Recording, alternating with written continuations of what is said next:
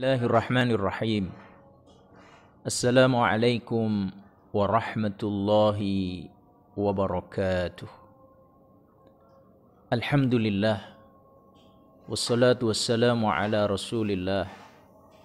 Habibina wa nabiyina Muhammad ibn Abdillah. Wa ala alihi wa ashabihi wa mawalah. Pemirsa Kopi Pahit TV yang dirahmati Allah Subhanahu wa taala. Alhamdulillah kita bisa melanjutkan kultum Ramadan kita yang pada hari ini insyaallah adalah hari yang ke-18. Mudah-mudahan Allah menerima dan membalas amal ibadah kita semua. Mengabulkan segala doa, harapan dan cita-cita kita. Amin ya rabbal alamin. Pemirsa yang dirahmati Allah Subhanahu wa taala, inspirasi kita pada kultum hari ini adalah dari sahabiyah, sahabat wanita sekaligus ibu kedua dan pengasuh Rasulullah sallallahu alaihi wasallam yang bernama Ummu Aiman. Ummu Aiman nama aslinya adalah Barakah binti Tha'labah bin Amr al-Habasyiyah. Beliau berasal dari Habasyi atau keturunan Habasyi, Ethiopia. Beliau adalah budak hamba sahaya dari ayah Nabi Muhammad, yaitu Abdullah bin Abdul Muttalib. Untuk kemudian diwariskan kepada Rasulullah Shallallahu Alaihi Wasallam pasca wafatnya ayah dan ibu Rasulullah Shallallahu Alaihi Wasallam. Ummu Aiman adalah pengasuh Nabi semenjak Nabi lahir sampai Nabi dewasa dan selalu dekat dengan Nabi Shallallahu Alaihi Wasallam.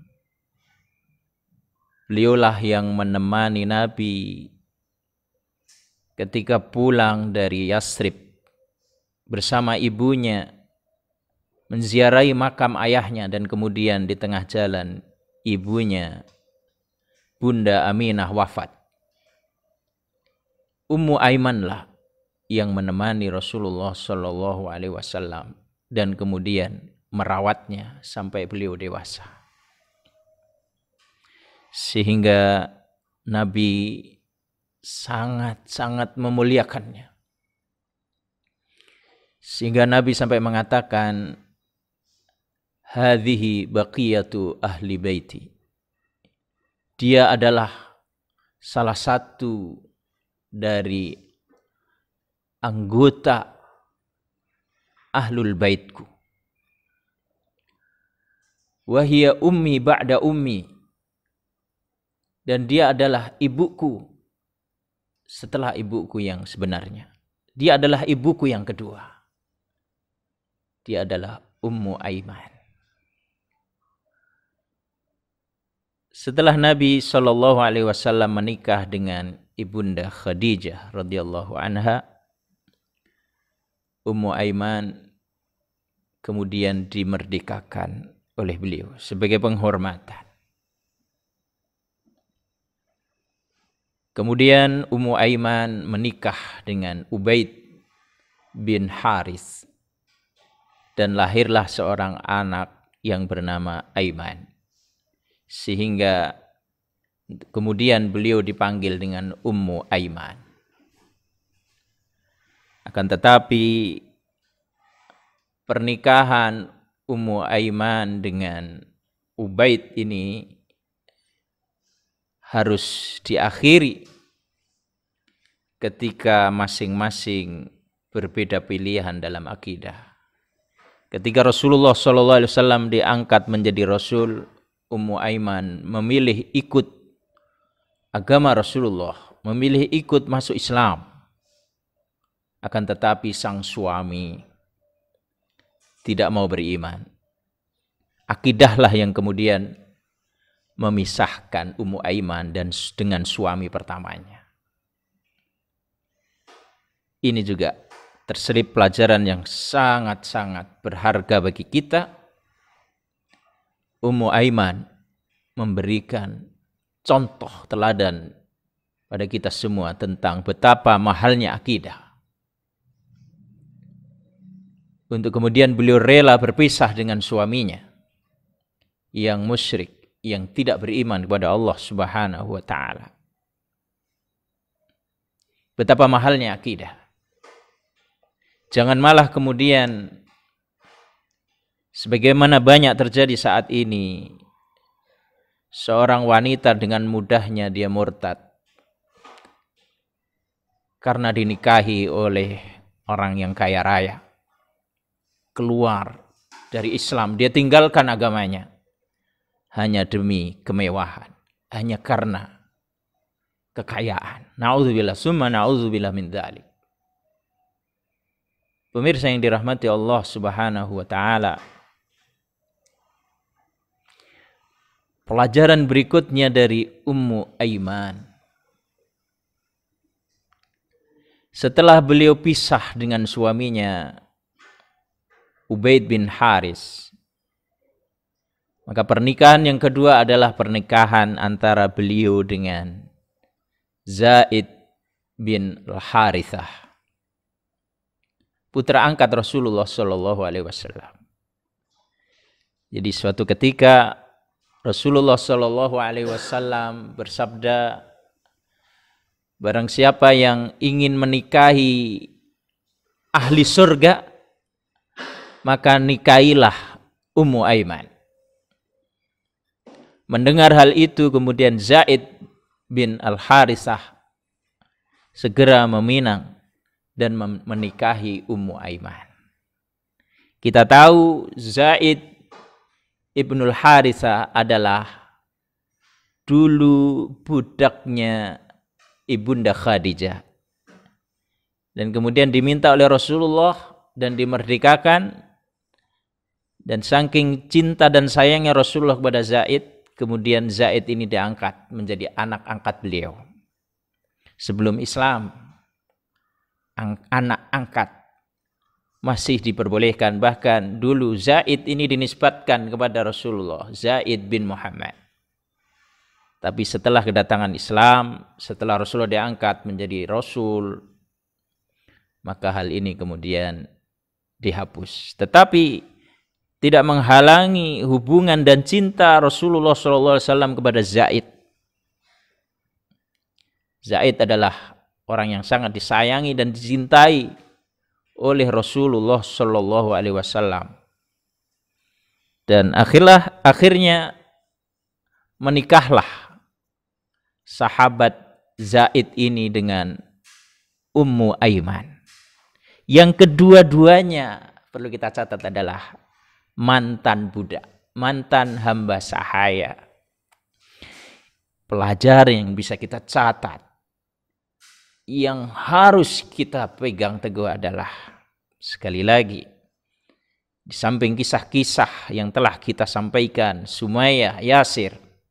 Sumayyah dulunya juga seorang budak, kemudian namanya harum semerbak mewangi seluruh penjuru dunia, dan namanya tidak hanya ditiru menjadi nama-nama anak-anak kita sekarang, tetapi Sumayyah akhlaknya, pengorbanannya juga senantiasa semerbak mewangi dikenang oleh umat Islam. Begitu juga dengan Ummu Aiman dan sahabat Zaid. Dua-duanya adalah mantan budak,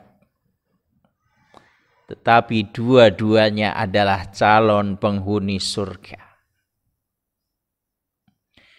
Maka pelajaran yang sangat berharga bagi kita, pemirsa yang dirahmati Allah, sekali lagi bukan keturunan, bukan bangsawan, bukan jabatan yang menentukan kemuliaan seseorang, akan tetapi takwanya di sisi Allah. Inna akramakum indallahi atqakum. Seorang mantan budak dan kemudian menikah dengan mantan budak, melahirkan sosok yang sangat fenomenal, yang sangat terkenal, yaitu Usamah bin Zaid.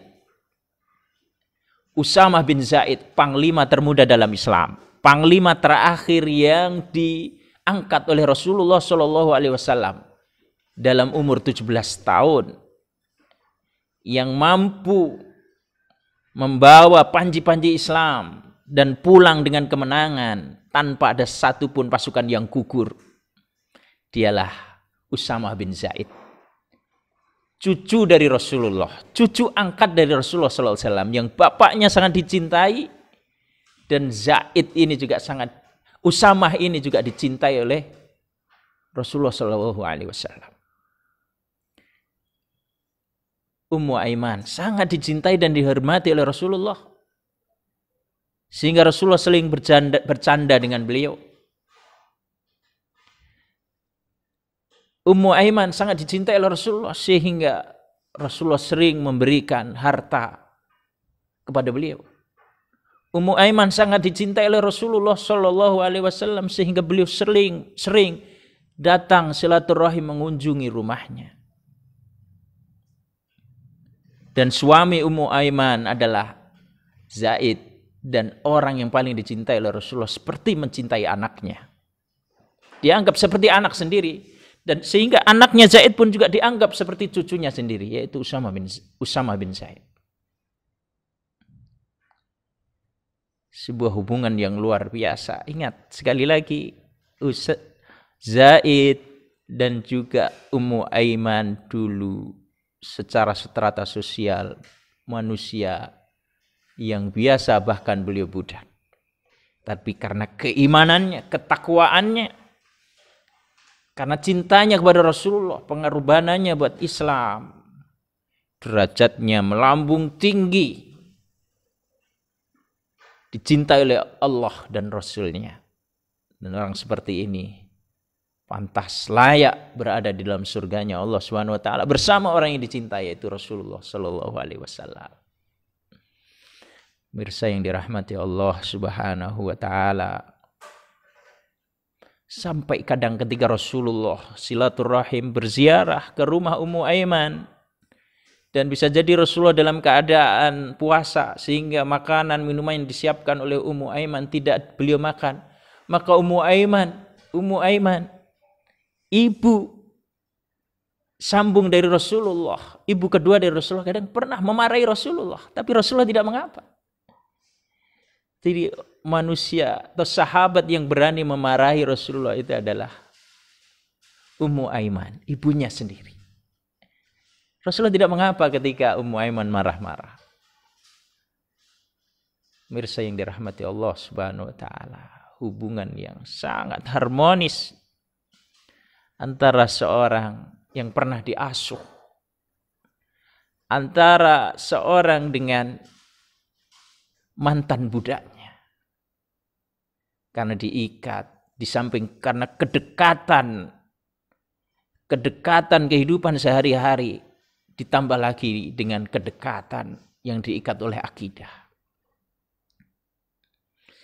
Sehingga pemirsa yang dirahmati Allah Subhanahu wa taala, satu lagi pelajaran yang berharga dari Ummu Aiman.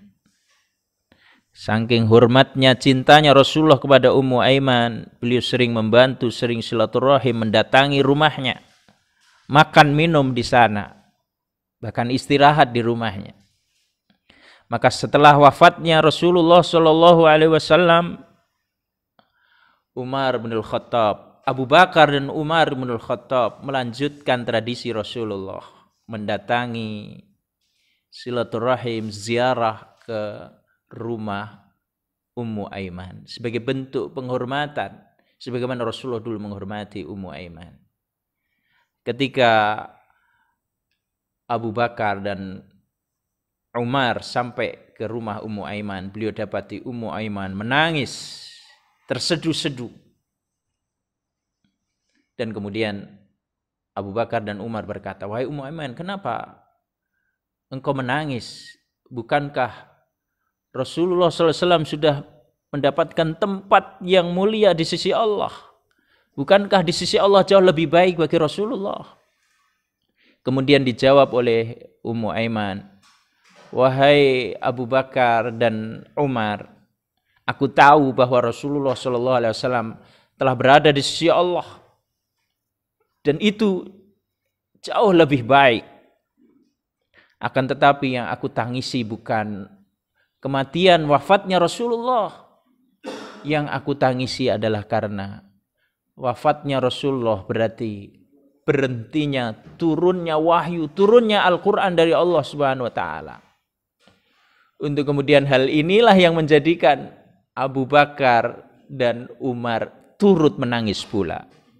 Bukan menangisi kematian Rasulullah, tapi menangisi putusnya wahyu dari Allah Subhanahu wa Ta'ala. Mirsa Kopi Pahit TV yang dirahmati Allah. Inilah beberapa inspirasi pelajaran dari sahabat yang sangat terkenal, sahabiyah, sahabat wanita yang mulia, yaitu Ummu Aiman. Keteguhan iman, perjuangan pengorbanan, mengabdi kepada Rasulullah, mencintai Rasulullah, ibadahnya yang luar biasa, keluarganya yang penuh dengan sakinah, mawaddah dan rahmah, kemudian melahirkan pejuang-pejuang yang sangat handal. Kecintaannya kepada Al-Quran, sehingga beliau menangis terseduh-seduh ketika Rasulullah wafat. Pelajaran yang sangat berharga bagi kita semua. Mudah-mudahan mampu menginspirasi hati kita, menggerakkan hati kita untuk mampu meneladani kehidupan beliau dan kita aktualisasikan dalam kehidupan kita sehari-hari. Terima kasih dan mohon maaf. Subhanakallahumma bihamdik, asyhadu an la ilaha illa anta, astaghfiruka wa atubu ilaik. Allahumma salli ala sayyidina Muhammad wa ala ali sayyidina Muhammad. Assalamualaikum warahmatullahi wabarakatuh.